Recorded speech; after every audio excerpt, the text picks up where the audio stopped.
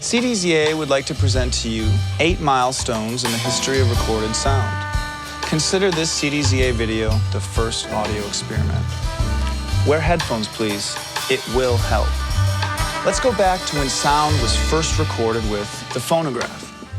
When Thomas Edison invented the phonograph, it could do 2 things with sound vibrations: record them and play them back. Now, this device is pretty crude for today's standards, but when it was released, it was revolutionary.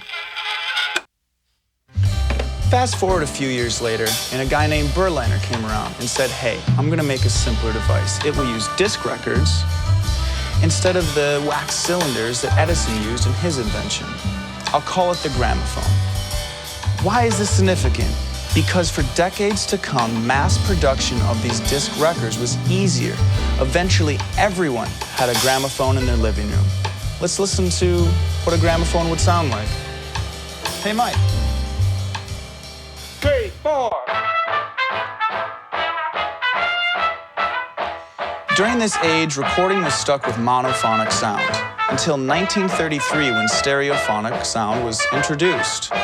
Now I'm going to give you an example of this. I'm going to mix the band in mono. And listen. Now pay attention. I'm going to mix it in stereo, using a different song to exemplify. Notice it?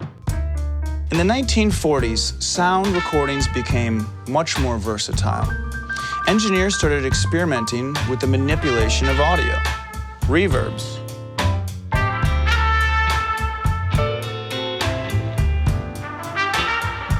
delays,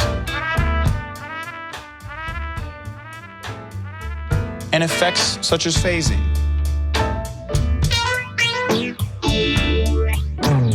Technology kept getting better.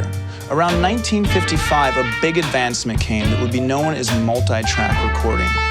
Building upon stereophonic sound, we could now layer vocal and instrument parts on top of one another. Let's check it out. Hey Mike, let's lay down that instrumental part. 1, 2, 3, 4. Now while he plays this, afterwards we're gonna overdub his vocals on top of the instrumental track. Mike, let's get the vocals laid down. 3, 4. My girl,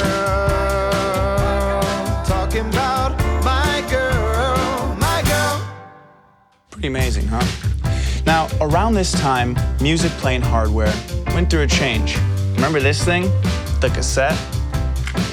Released in 1958, the cassette changed the world of audio because you could record anywhere. You could record radio shows in your car, you could record lectures, and you could record yourself playing instruments at home. The one problem with cassettes was, well, as you'll hear, there's a lot of hiss. Yikes. Well, that's all right, because in 1968, Dolby remedied this problem with their Dolby BB noise reduction system. Check it out. I'm gonna apply some right now. So this is with Dolby BB added. Now without. And one more time with Dolby BB. Hear the difference? Clarity. So the next big milestone in audio was digital audio.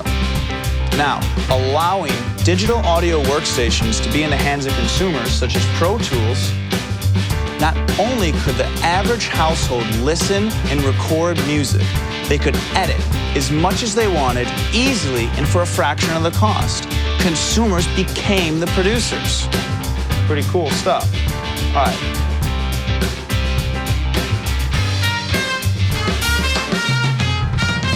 Yikes.